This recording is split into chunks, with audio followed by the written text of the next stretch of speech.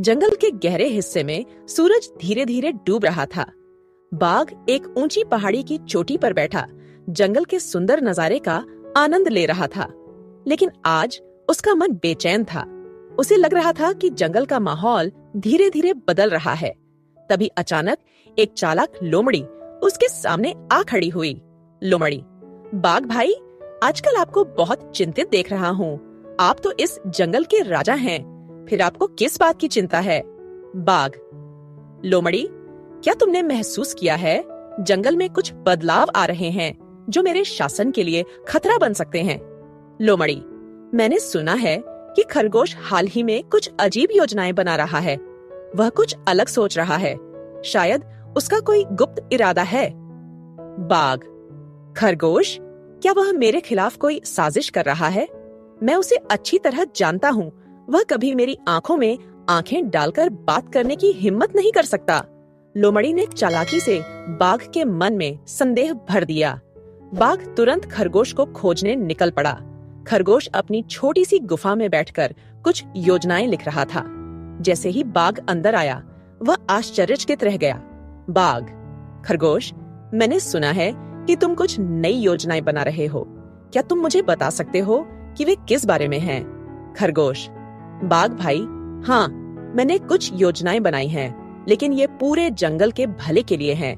मैं चाहता हूँ कि हम सब मिलकर रहें, ताकि जंगल में शांति और समानता बनी रहे। अगर आप मुझे थोड़ा समय देंगे तो मैं आपको पूरी बात समझा सकता हूँ। बाघ, अच्छा, तो बताओ अपनी योजना, लेकिन याद रखना, अगर इसमें कोई साजिश हुई तो अंजाम अच्छा नहीं होगा। खरगोश ने अपनी योजना का मसौदा बाघ को दिखाया। उसमें जंगल के सभी जीवों के बीच सहयोग बढ़ाने की बात थी, ताकि सभी शांति से रह सकें और एक दूसरे की मदद कर सकें। बाघ थोड़ा असमंजस में था, लेकिन उसे योजना अच्छी लगी। इधर लोमड़ी अपने स्वार्थ के लिए एक नई साजिश रच रही थी। वह खरगोश के पास गई और बोली, लोमड़ी, क्या तुम्हें यकीन है कि बाघ तुम्हारी योजना से खुश होगा? अगर वह गुस्सा हो गया तो तुम मुश्किल में पड़ जाओगे। मेरी सलाह मानो, उसे थोड़ा सख्त लहजे में समझाओ, ताकि वह तुम्हारी अहमियत को समझे। खरगोश को लोमड़ी की बातों पर थोड़ा संदेह हुआ, लेकिन उसने अपनी शांतिपूर्ण सोच को बनाए रखा। इधर लोमड़ी चुपके से बाघ के पास पहुंची और बोली, लोमड़ी, बाघ भाई, मैंने सुना है कि खरगोश तुम्हारी सत्ता को कमजोर करना चाहता है। वह चाहता है कि जंगल में सभी समान रूप से शक्तिशाली बन जाए, ताकि तुम्हारा शासन खत्म हो जाए। लोमड़ी की बात सुनकर बाघ क्रोधित हो गया। उसे लगने लगा कि खरगोश ने उसे धोखा दिया है। अगले दिन गुस्से से भरा बाघ खरगोश की गुफा में जा पहुंचा। बाघ, खरगोश, तुमने मुझे धोखा दिया। तुम मेरे शासन को कमजोर करना चाहते हो। खरगोश, नहीं बाघ भाई, आप गलत समझ रहे हैं। मैंने केवल जंगल की भलाई के बारे में सोचा था, कोई साजिश नहीं रची।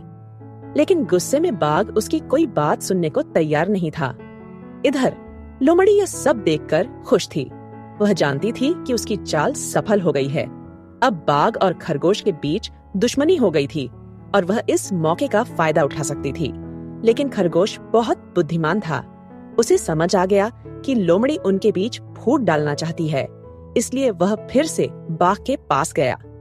खरगोश, बाघ भाई, क्या आप सच में मानते हैं कि मैं आपका दुश्मन हूँ? लोमड़ी हमें धोखा दे रही है, ताकि वह अपने स्वार्थ पूरे कर सके। बाघ थोड़ी देर के लिए सोच में पड़ गया।